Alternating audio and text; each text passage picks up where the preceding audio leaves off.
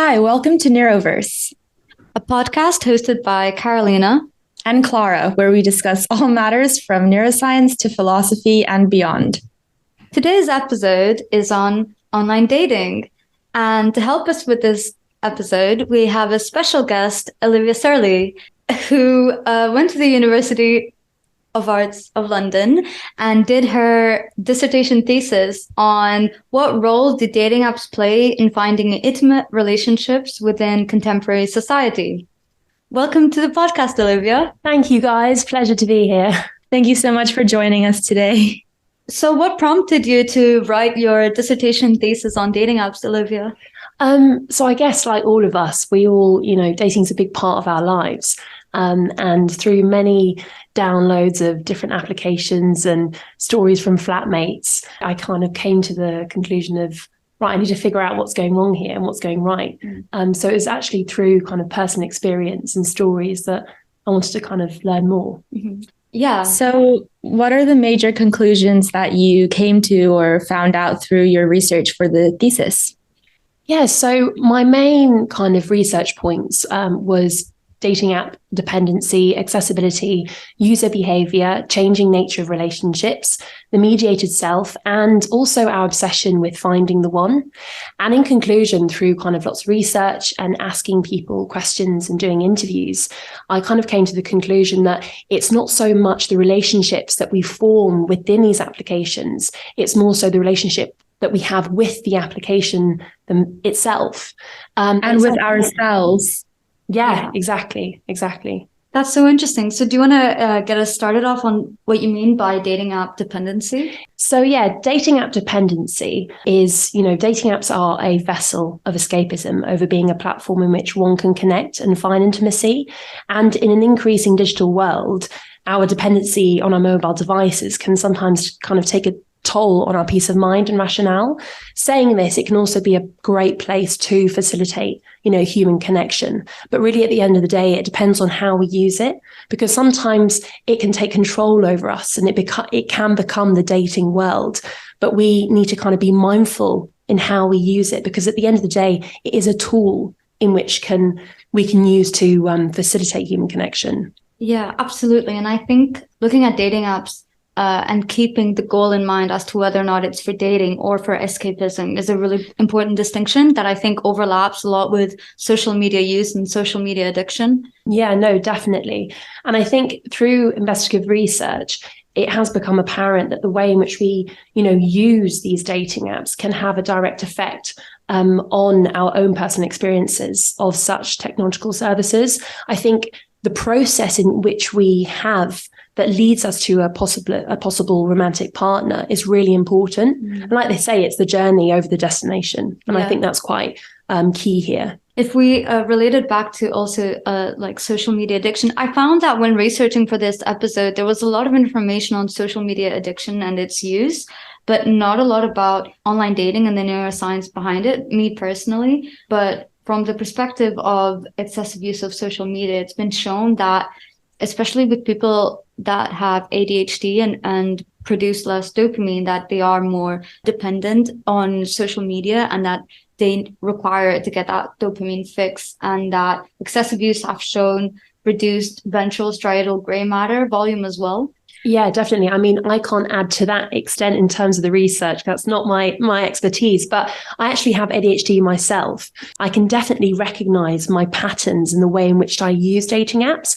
And I like conversation. I like being in person with people. So I did always follow up on connections that felt right. But I did find myself kind of downloading, deleting. And I think a lot of people experience that. And I think that kind of goes hand in hand with what you were saying about the dopamine and also the obsession. I can definitely relate to this on a personal level as well, as I find that with dating apps or social media, my state of mind actually changes and I find myself becoming more distracted. And then I have to mentally put in more effort to not be on my phone, to not go on any of these apps, to not distract myself, because it influences my mindset outside of being on my phone. And I also came across some statistic that one app found that the average length of time that their users spent on an app per day was 90 minutes, which I think is a lot more than we would expect.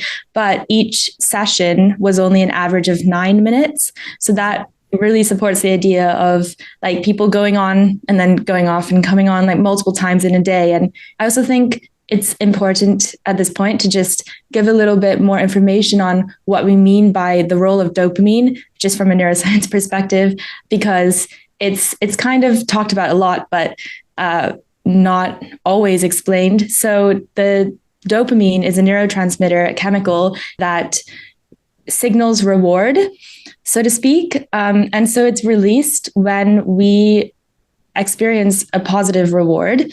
But there is a thing called the dopamine loop, because over time, the dopamine release occurs when we anticipate a reward instead of when we receive the reward itself. And so your brain adapts to the reward system and it preemptively releases dopamine for anticipated rewards. And so this encourages reward seeking. And with dating apps as well, this is what is happening. So you go on the app and you get a reward, like you get a match, and then over time, your addiction to getting this dopamine, which then starts to occur before you get a match, just by the act of going on the app itself, continues to occur.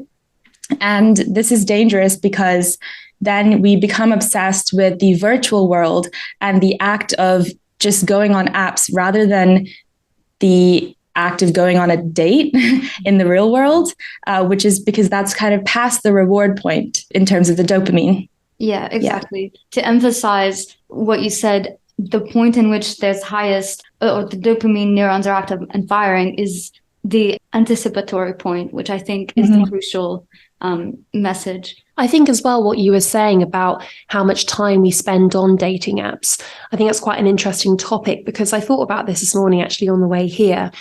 With anything, if we say, oh, we're going to go for a coffee with a friend or we're going to go for a run, we give that a time slot and we decide to leave the house and do that activity. But with social media and with dating apps and with other technological applications, the accessibility is crazy. Yeah. We have it at any point. You know, you could be going to the toilet, or you could be going for a walk, or you could be on the bus and you've got it there and you can just swipe for as long as you want, however long you want. And I think that does create this whole, possibly this is another topic, but passive consumption of dating as well, because dating is a big part of our lives. And I think it has to be active. You have to be present. You have to be there. So I think designating time to dating or dating apps is quite important. I think an effective way to go about using the app. This is such a good point. And I also came across some studies that also found that is the key factor when it comes to swiping on dating apps is the immediate attractiveness and the race of the person. And so as much as like you can put other information about yourself, it's really just the physical appearance that people look at, as well as the quality of the photos, actually. There was a study that found that there was a negative correlation between cognitive workload and attraction. And in other words, this means that people are more likely to be attracted to a profile that is easier to process cognitively. And so it's all about speed, and it's all about, like resistance. Yeah, exactly. So that fits right in with what you said there, Olivia. Yeah.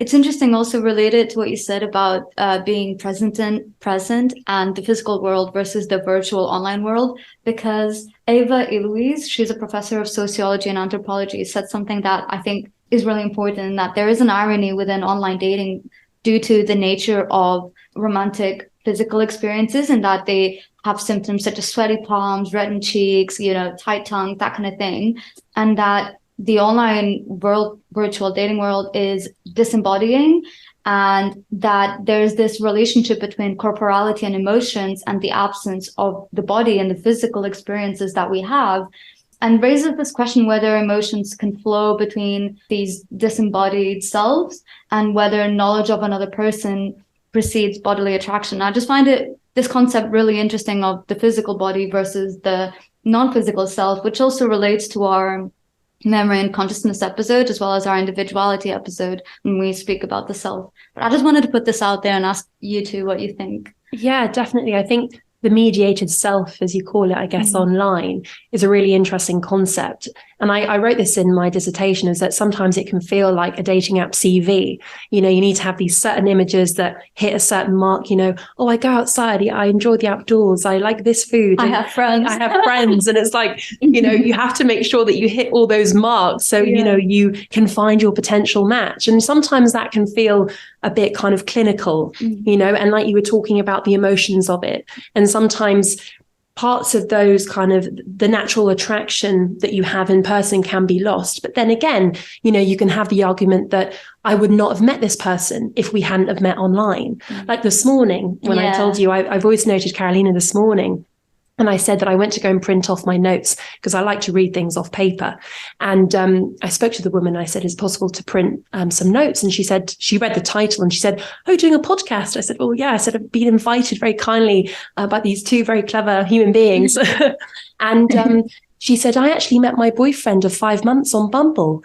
And I was like, whoa, that's crazy. And she told me kind of about that and how she's now on Bumble to find a friend. So I actually left my contact and I said, let's go for a coffee. So I think dating apps as well, they do start these interesting conversations. And that's a really good real life example of dating apps working and facilitating human connection. And again, it's how we use it and not abuse it. Yeah. In the beginning, when we started talking about doing this episode, you posed this question, which I think is a really interesting question, whether technology is the architect of our intimate relationships. I like the way you use the word architect.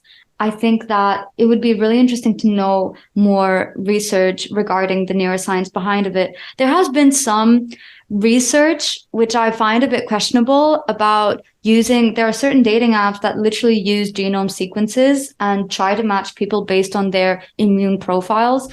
And I've heard of this. I know that they're like an up and coming market, and whether or not they're successful is another argument. But a principal investigator in a neurobiology lab at Emory University, Larry Young, says that he doesn't believe in these claims and that he thinks that the information we have out there is far too reductive for the complexity that is finding love or finding a connection. So I personally would also be wary. And he says something that, given humans are haunted by the uncertainties of life, people are drawn to any service that promises to predict the future. And so I think that with dating apps, whether they're quote unquote genetically based or due to an algorithm, I think that keeping in mind the goal of dating apps, not from an escapism point of view, but from finding a connection point of view. Definitely. Yeah, I think a biological approach to love can be very reductionist.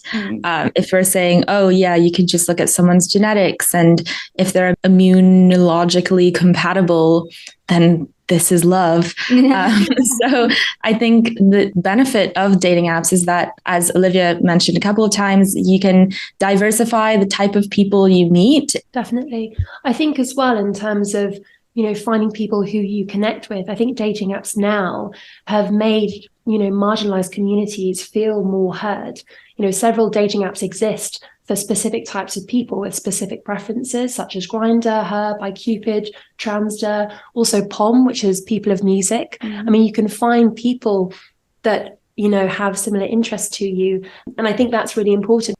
I have a question for you. So, Olivia, when reflecting on this topic, I was thinking about how the dating app world is sort of a form of gamification. So it's kind of making a game out of dating. And the fact that prior to when dating apps existed, people would normally go out with people within their social circles. And so you couldn't really do something really horrible because your friends would know about it. But now that it's sort of a game and a virtual world, and you can objectify these profiles and you don't really see them as real people if you don't really know them, then it sort of encourages like antisocial behavior and like narcissistic behavior and behaviors like ghosting, which is just so common nowadays. And how do you think this could be overcome, or how does it influence society in general? Wow, that's a really interesting question.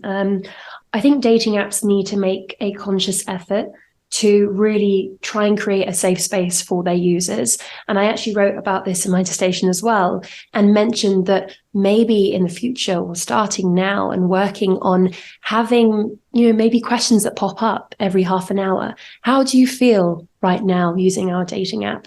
Has there been maybe even little surveys, just so the creators and the people behind these apps are aware, but also the users have this self-awareness of, okay, how is this making me feel? Is this having a good effect on me? Is this having a bad effect on me?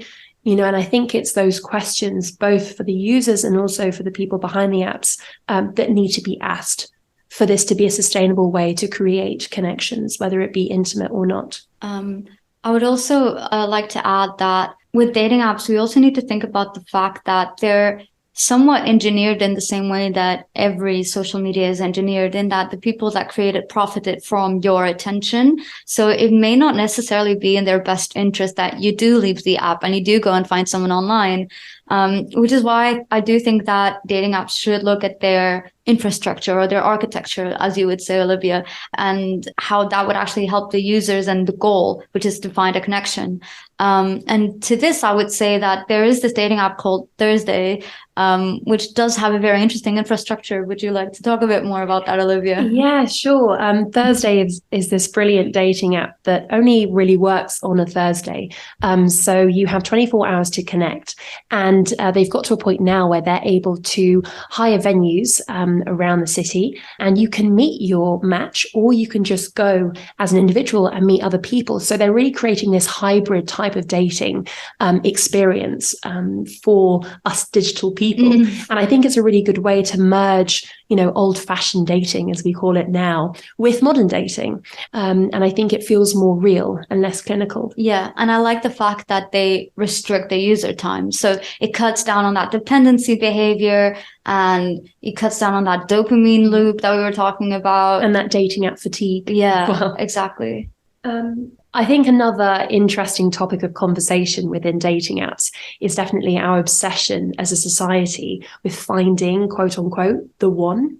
And I know that romantic relationships are arguably idealized, usually over platonic ones. And I think a really good example of this is an observation in film. Rom-coms over decades have made billions and billions of dollars. And so it kind of, it shows that our interest lies there. We want to watch the rom-com. We want to see the happy ending. We want to see them finding each other. And I think it's important to also remember that not only solely romantic relationships can make you happy. And I think dating apps are catching up on this, such as Bumble. You've got Bumble BFF. You can find these platonic relationships as well. And I think that's really, really important to remember. Dating apps aren't only to find intimate relationships. When I was doing my dissertation, I read up on some of the literature, and I came across this lady called Bell Hooks. So Bell Hooks, an American author and social activist, feels very strongly about this subject. And she says, I think a part of what a culture of domination has done is raise the romantic relationship up as the single most important bond, when of course the single most important bond is community. And I think, like I said before, dating apps such as Bumble BFF encourage these friendly, intimate connections that are initiated online. Yeah. I think also that the fact that like romantic comedies and society in general places a lot of emphasis on the beginning of relationships, which of course is important, like with dating apps, you want to meet people, but it also disregards a lot the development of a relationship over time, and the fact that a relationship actually takes effort as well from both sides.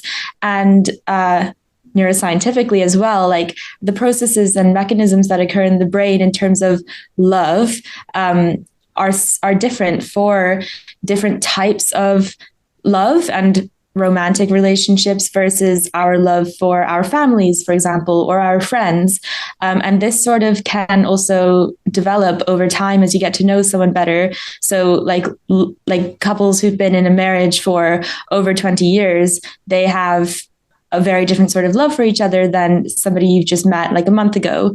And so I think it's also this idea, again, I guess, of speed in society and everything happening really quickly, that you're always in the search for new people, in the search for these, like quick relationships and that excitement, but not putting in the effort to then continue that and carry that forward. Yeah, in that way, it does have a lot of parallels with addiction and instant gratification and getting that quick little dopamine hit without actually paying attention to the real reward that comes from it.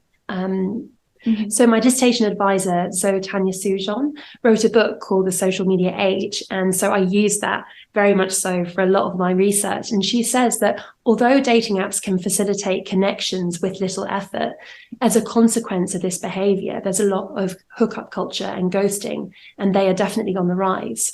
And simultaneously, there's an increase in the casualization and disposability of relationships. And I think that correlates a lot with what you're saying. You know, there's always someone a swipe away. It's so accessible. And that goes back to the topic of accessibility. You know, you can take your phone out whilst waiting for the bus and have a quick swipe. And I think it's having that mindfulness when we use technology and when we use applications. Yeah. And it also relates to what you said earlier, Clara, in that like there's a type of favorable profile, which is pretty much the easiest one to see, perceive, input, and also it's the path of least resistance. And that may not necessarily be the best path to take when finding, quote unquote, the one. Definitely. I also found another study that actually measured EEG activity in people's brains whilst swiping. And they showed that there is an increase in reward positivity, which is part of the dopamine loop cycle, which is the expected reward when participants received interest from their speed dates. So when they did have a match, and that they showed that theta power increased when participants received rejection from speed dates. And this theta power they found could be localized brain areas that overlap with physical pain, such as the anterior cingulate cortex, prefrontal cortex, and motor areas. So I think it's interesting. And I do think perhaps this also relates to what you were saying about mindfulness, and that it's not just a casual swipe. Like neurologically, neuropharmacology, it's almost having the same impact as a physical pain sensation. Definitely. Yeah, definitely. And also the idea of many of the neurochemical mechanisms that occur in the brain during attraction, which resemble those of addiction, such as dopamine and the dopamine loop. And we don't tend to think of attraction or love as being associated with actual pain and addiction, but ultimately, at a biological level at least, they are very similar. Yeah. It's also funny as well, because when you're talking about dopamine, I read something briefly. And as far as I understood from this research paper, I'm sure you both can expand on this, but when you send emojis or you receive emojis, you actually get this like major dopamine hit, depending on the type of emoji. And, you know, when you get a little, you know, that the smiley face that has, you know, with a little red heart, but like you would never go, oh, you go, oh, in your head, or you say it out loud. Yeah. And that is like a beautiful example of, you know, emojis creating dopamine. I'm sure you can add to that. Yeah, I actually find that really interesting in relation to linguistics and how we like perceive things like that. You mentioned in your dissertation something Turkel said, in that back in the day, we used to have the feeling of when we wanted to make a phone call, and nowadays we'll have a feeling and we'll send a text. And I just wanted to put this question out there as, is there a distinction between calling and texting? And is this distinction significant? I mean, in terms of information, you can get the same information, the same words across via phone call versus a text. But what about the emotional impact or the neuronal impact? And how does this parallel between meeting someone in person and versus online? Right. But that's why texting is so strange sometimes, because I've experienced people like texting people and they think that I'm having certain emotions, like I'm angry or I'm annoyed. And then in fact, it's not that way. And I know that it's more their state of mind or impressions that are making it seem like it could sound that way. I think underestimated how much your own impression of situations influences your impression of other people's communication towards you rather than their actual intentions. Yeah.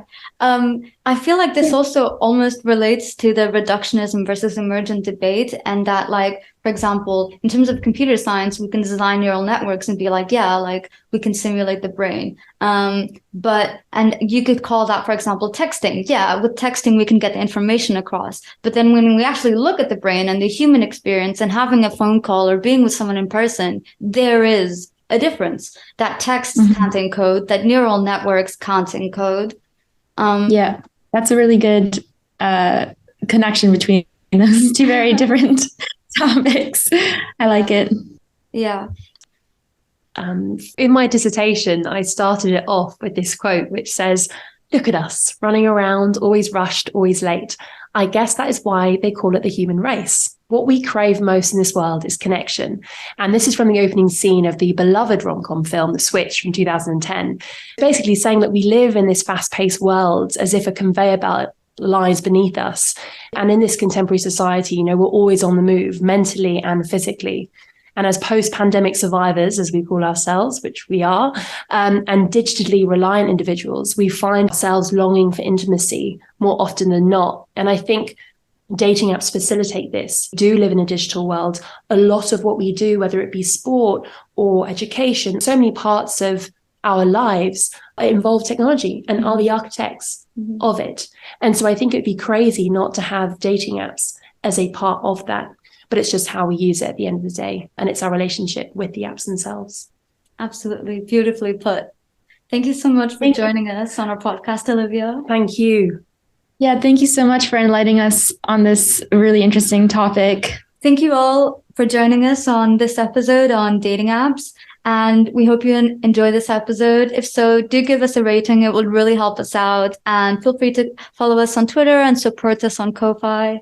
We also have a Google form where you can submit any feedback you have, which would really help us improve our podcast. And check out our website for any resources for all of our episodes and for more information about us. Thank you for listening.